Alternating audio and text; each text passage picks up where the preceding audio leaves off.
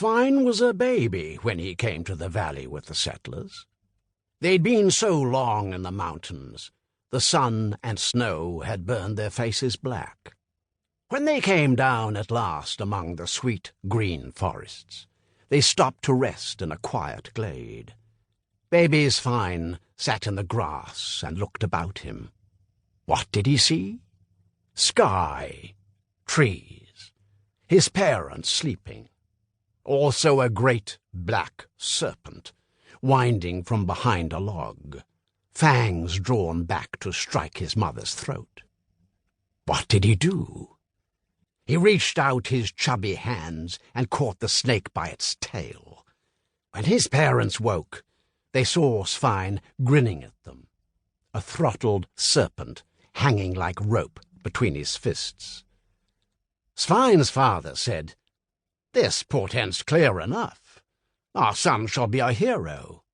When he's old enough, he shall have my sword and silver belt, and with them he shall never lose a battle." Svein's mother said, "The valley will belong to him. Let's build our farm here.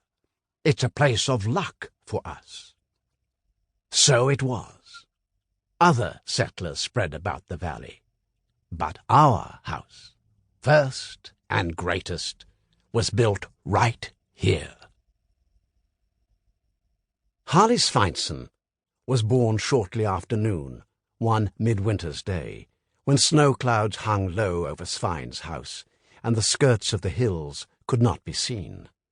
In the very hour of his birth, the drifts piled so high against the old Trow walls that a portion of them collapsed. Some people said this was a portent of great good in the boy, others of great evil. The man whose pigs the wall had crushed had no opinion either way, but wanted recompense from the child's parents. He sought arbitration on the matter at the gathering the following year, but the case was thrown out as unproven. When Halli was older, Katla, his nurse, drew his attention to the date of his arrival in the world.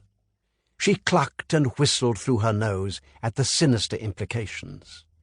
"It is a dangerous day, midwinter," she said, as she tucked him tight into his cot. "Brats born then have an affinity with dark and secret things, with witchcraft and the promptings of the moon. You must be careful not to listen to this side of your nature, else it will lead without fail to your death and the destruction of your loved ones. Aside from that, dear Halli, there is nothing to worry about. Sleep well." Despite the raging snowstorm, Halli's father took the blood and bits from the midwife as soon as the cord was cut, and set out up the hill. After a climb that left him frostbitten in 3 fingers, he got to the cairns and threw the gift beyond the stones for the Trows to feed on.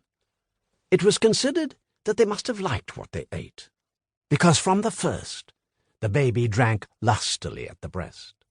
He grew fat and thrived, and the black creep did not touch him all that winter.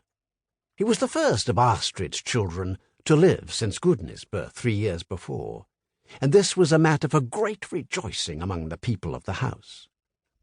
In the spring, Halli's parents held a feast to celebrate the latest in Svein's line.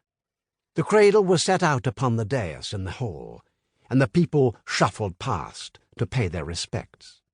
Uncle and Astrid sat together in the law seats and accepted the birth gifts, the offerings of skins, cloth, carved toys, and pickled vegetables, while little Gudni stood stiff and silent at her mother's side, her blonde hair immaculately braided into a dragon's tail. Halli's older brother, Leif, heir to the house and all its lands, ignored the proceedings.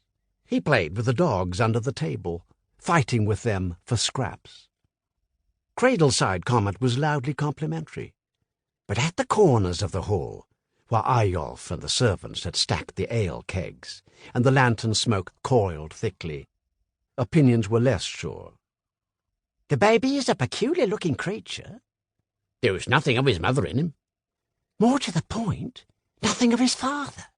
I see more of his uncle there." A trow is more likely. Astrid cannot abide Broder. That's no secret. Well, the boy has life in him all the same. Listen to him cry.